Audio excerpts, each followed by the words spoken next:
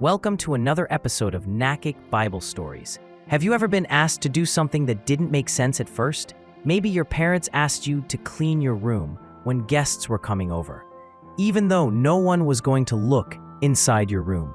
Or maybe your teacher gave you an assignment that felt too hard, but later you realized it helped you grow. Sometimes, God asks us to do things that may not make sense right away. But here's the amazing part. When we listen and obey, God always has a bigger plan. Today's story is about a man named Noah who listened to God when no one else would.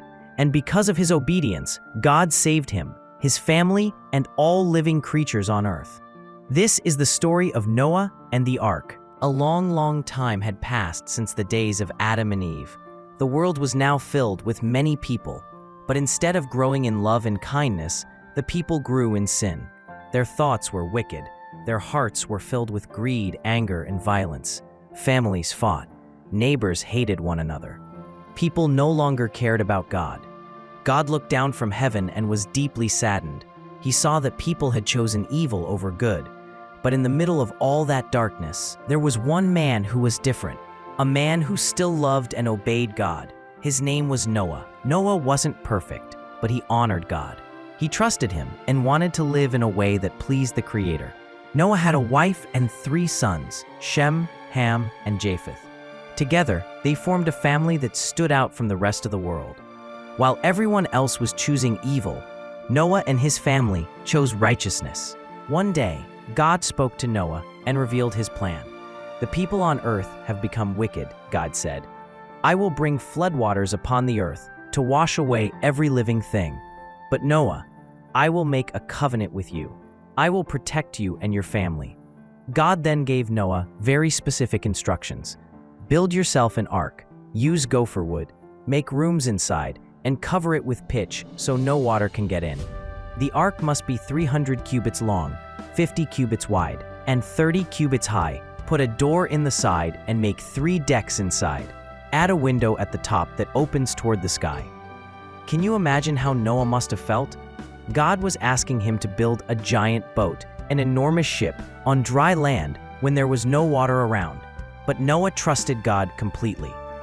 Day after day, Noah worked tirelessly.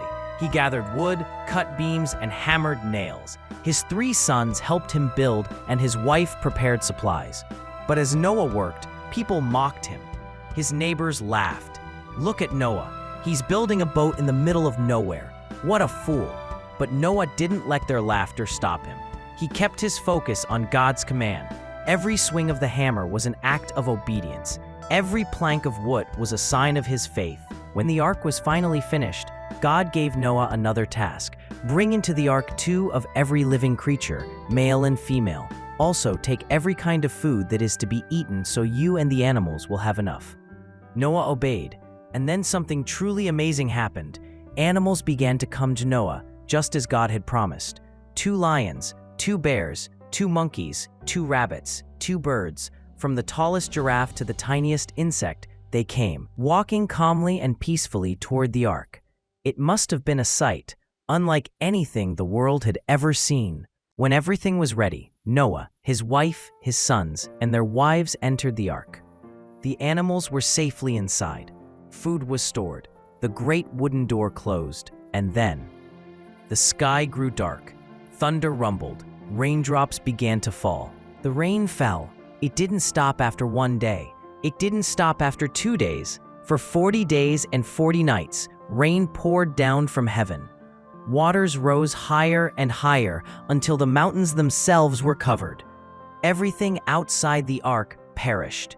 But inside the ark, Noah and his family were safe because they trusted and obeyed God.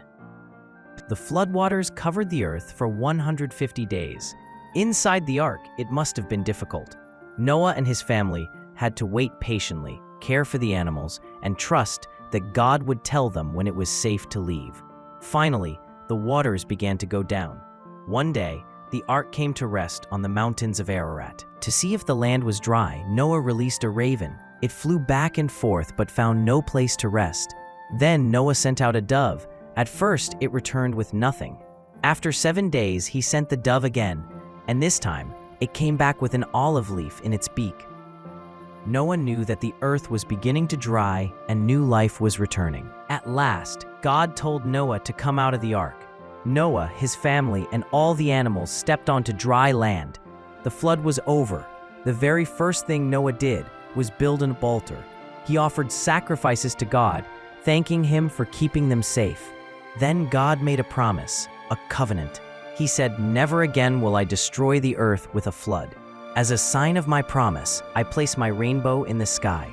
And there it was, the very first rainbow, shining brightly across the heavens, a symbol of God's love and faithfulness. What can we learn from Noah's story? Noah loved and obeyed God even when others mocked him. Because of his obedience, God took care of him and his family. When God asks us to do something, even if it doesn't make sense, we can trust him. His plan is always good. Just as God cared for Noah, he will also care for us and for the generations to come.